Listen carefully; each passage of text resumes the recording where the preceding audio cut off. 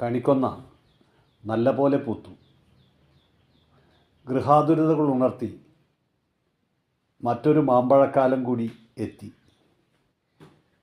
വിഷു എത്തിയെന്നറിയാൻ ഇനി മറ്റെന്തു വേണം? പല ഐതിഹ്യങ്ങൾ, എത്രയോ കഥകൾ. ഐതിഹ്യങ്ങൾക്കും കഥകൾക്കുമപ്പുറം ഒരു ശാസ്ത്രോത്സവമാണ് വിഷു എന്ന തിരിച്ചറിവ് മാനവരാശിയെ മുഴുവൻ ഈ ആഘോഷത്തിൽ ഒന്നിപ്പിക്കുന്നു.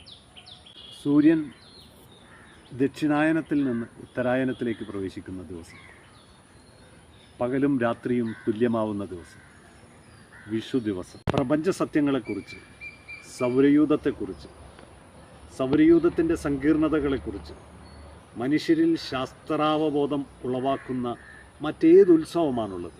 ആ അർത്ഥത്തിൽ ശാസ്ത്രോത്സവം എന്ന തരത്തിൽ വിഷു ആചരിക്കാൻ എല്ലാവരെയും ഈ അവസരത്തിൽ സ്നേഹപൂർവ്വം ആശംസിക്കുന്നു.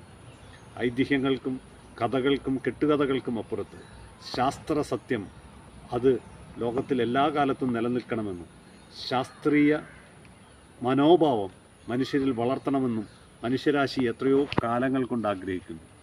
ആ ആഗ്രഹത്തിൻ്റെ സഫലീകരണമാണ് വിഷു.